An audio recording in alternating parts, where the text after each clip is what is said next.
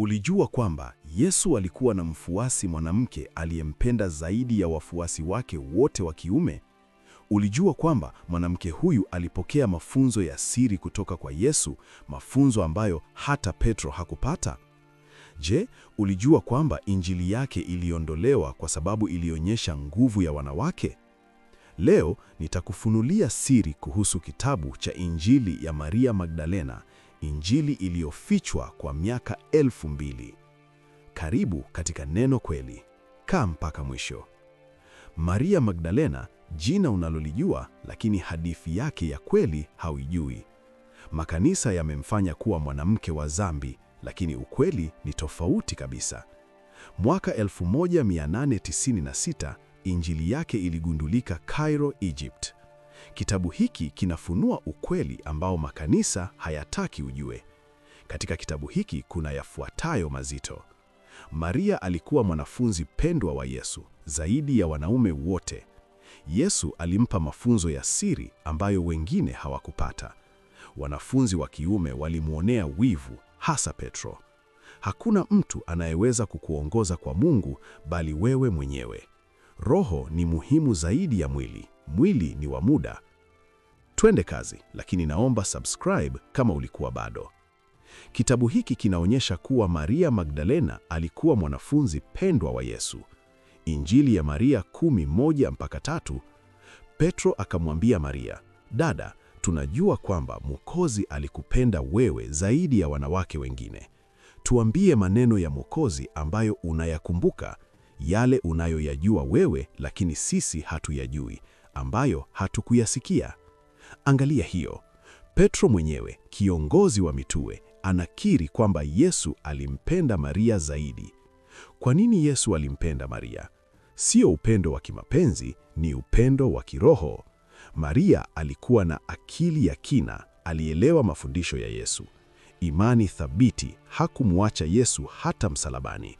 Uwezo wa kupokea ufunuo uliofanya Yesu amwamini. Injili ya Maria 18:14-15. Levi akamwambia Petro, Mwokozi alikuwa anamjua vizuri zaidi, ndiyo maana alimpenda yeye zaidi ya sisi. Levi anakiri pia, Yesu alimpenda Maria zaidi ya wote. Biblia inasema, Luka 8:2-3, wale wanawake wengine, Maria aitwaye Magdalena, ambao walimtumikia kwa mali zao. Maria alimfuata Yesu na kumtumikia. Yohane 20:11-18, Maria alikuwa wa kwanza kumwona Yesu baada ya kufufuka. Yesu alimtokea Maria kwanza, sio Petro, sio wanaume. Hii inaonyesha thamani ya Maria. Kitabu hiki kinafunua kuwa Maria alipokea mafunzo ya siri na ufunuo. Yesu alimfundisha Maria kwa siri. Baada ya kufufuka, Yesu alionekana kwa Maria na kumpa mafunzo ya ziada. Injili ya Maria 10:7-10, Maria akasema, "Nitawaambia yaliyofichwa kwenu." Akaanza kusema nao, "Nilimuona Bwana katika maono na nikamwambia, Bwana, nimekuona leo katika maono." Maria alisema alimuona Yesu katika maono. Yesu alimfunulia siri za kiroho. Mafunzo Yesu aliyompa Maria. Injili ya Maria 7:1-4, Yesu alisema, "Hakuna dhambi, lakini ninyi mnatengeneza dhambi mnapoishi kwa njia ya uzinifu wa ulimwengu. Ndiyo maana niliwaambia, kuweni na amani moyoni. Ikiwa hamna amani, tafuteni moyoni mwenu." Yesu alimfundisha Maria, dhambi ni kitu tunachokitengeneza wenyewe kwa kutofuata moyo. Amani inatoka ndani, si nje. Tafuta amani moyoni, si kwenye mambo ya nje. Kwa nini wanafunzi wa kiume hawakupata hili? Kwa sababu hawakuwa tayari. Lakini pia kuna kitabu kingine kinaitwa Injili ya Filipo kinasema, Mwokozi alimpenda Maria Magdalena zaidi ya wanafunzi wote. Kitabu hiki nacho kilitolewa. Yesu alimwamini Maria kupokea ufunuo wa kina. Kitabu kinaonyesha kuwa wivu wa Petro na wafuasi wengine wa kiume. Petro alimuonea wivu sana Maria. Baada ya Maria kuwaambia wafuasi yale Yesu aliyomfundisha, Injili ya Maria 18:10-15, Petro akasema kuhusu mambo haya, "Je, Yesu alizungumza na mwanamke kwa siri bila sisi? Je, tunapaswa kumsikiliza yeye? Je, alikuwa anampenda yeye zaidi ya sisi? Angalia hiyo. Petro alikuwa na hasira. Aliuliza, je, Yesu alizungumza na mwanamke kwa siri? Je, tunapaswa kumsikiliza mwanamke? Je, alikuwa anampenda zaidi ya sisi? Petro alikuwa na wivu wa jinsia. Levi akamtetea Maria. Injili ya Maria 18 mpaka 9, 18 14 mpaka 15.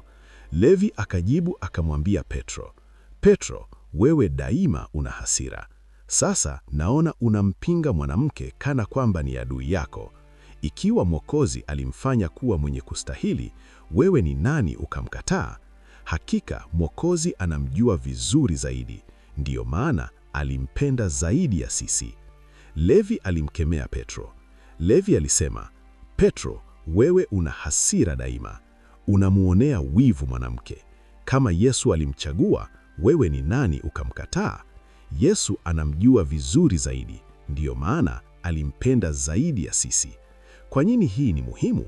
Kwa sababu hii inaonyesha kwamba tangu mwanzo wanaume hawakutaka kumkubali mwanamke kama kiongozi wa kiroho. Hata Petro, kiongozi wa mitume, alikuwa na wivu wa jinsia. Kwa sababu hizi, makanisa yaliogopa kumtukuza mwanamke. Sababu kuu ya kuondolewa kwa injili hii ni kuwa inafanya mwanamke kuonekana bora kuliko wanaume. Kama Maria alikuwa mwanafunzi pendwa, kama Maria alipokea mafunzo ya siri, kama Maria alikuwa na uwezo zaidi, inamaanisha wanawake wanaweza kuongoza. Makanisa yaliogopa hili. Makanisa yalijengwa na wanaume. Karne ya pili 4 AD, makanisa yalijengwa na wanaume waliochukia wanawake. Walikuwa na imani kwamba wanawake ni wa chini kuliko wanaume. Wanawake hawapaswi kufundisha. Wanawake ni sababu ya dhambi, wakimaanisha Eva. 10 Timotheo 2:11-12, Paulo alisema, mwanamke na ajifunze kwa kimya katika utii wake, lakini simruhusu mwanamke kufundisha wala kutawala mwanaume. Makanisa yalitumia mistari kama hii kupinga wanawake. Lakini Yesu alikuwa tofauti. Yesu aliwaheshimu wanawake. Alizungumza na mwanamke wa Samaria, jambo lililokatazwa, Yohana 4. Alimlinda mwanamke wa uzinzi wakati wanaume walitaka kumpiga mawe, Yohana 8. Aliwapa wanawake elimu, Maria na Martha, Luka 10. Mtu wa kwanza kumwona Yesu baada ya kufufuka ni mwanamke, Maria Magdalene, Yohana 20. Yesu aliwathamini wanawake, lakini makanisa yalikataa ukweli huu. Ndiyo maana Gospel of Mary iliondolewa. Injili hii inafunua kuwa hakuna mtu anayefaa kukuongoza kwa Mungu isipokuwa peke yako. Injili ya Maria 8:14-19, Maria akasema, Mwokozi alisema, msimfuate mtu yoyote anayewaambia, tazama, yuko hapa, au tazama, yuko pale, kwa maana mwana wa mtu yuko ndani yenu. Mfuateni yeye. Wale wanaomtafuta watampata. Angalia ukweli huu. Msimfuate mtu anayesema Mungu yuko hapa. Msimfuate mtu anayesema njia ni hii.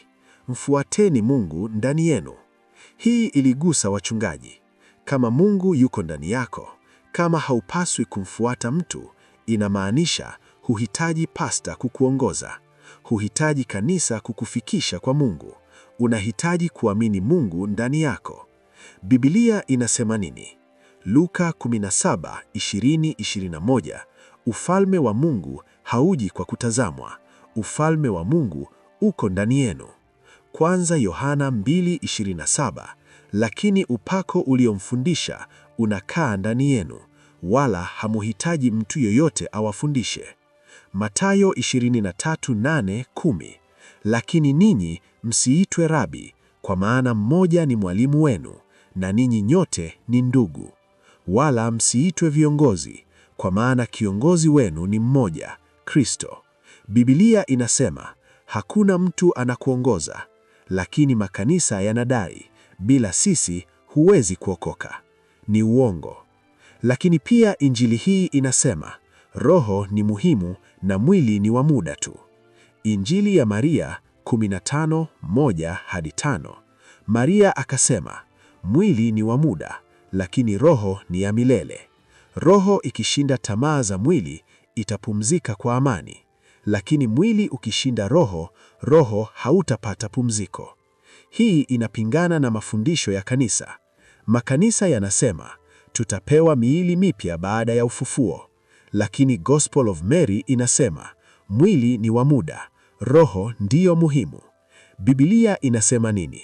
Yohana 6:63, roho ndiyo itiayo uzaimu, mwili haufai kitu.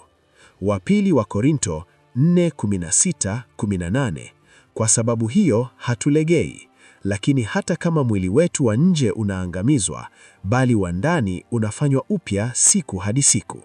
Kwa maana tunaangalia si vitu vinavyoonekana, bali visivyoonekana, kwa sababu vinavyoonekana ni vya muda, bali visivyoonekana ni vya milele. Warumi 8:6, fikra za mwili ni mauti, bali fikra za roho ni uzima na amani. Mambo tuliyojifunza. The Gospel of Mary Magdalene iliondolewa kwa sababu inaonyesha Maria alikuwa mwanafunzi pendwa zaidi ya wanaume wote. Maria alipokea mafunzo ya siri yanayo wanaume hawakupata. Wanafunzi wa kiume walimuonea wivu, hasa Petro. Makanisa yaliogopa kumtukuza mwanamke kwa sababu ya ubinafsi wa ubaguzi. Inafundisha hakuna mtu anayekuongoza kwa Mungu, bali Mungu yuko ndani yako. Roho ni muhimu zaidi ya mwili, mwili ni wa muda. Yohana 8:32, nanyi mtaujua ukweli na ukweli utawafanya huru. Maria Magdalena alikuwa mwanafunzi bora. Yesu alimwamini zaidi ya wanaume wote. Like, subscribe kwa Neno Kweli. Na kama wewe ni mwanamke, tafadhali comment, wanawake tunaweza. Wanaume comment, Mungu anatumia wanawake pia. Share kwa wanawake wengine wajue umuhimu wao pia kwenye kazi ya Mungu. Neno Kweli, ukweli utakufanya huru. Mungu awabariki.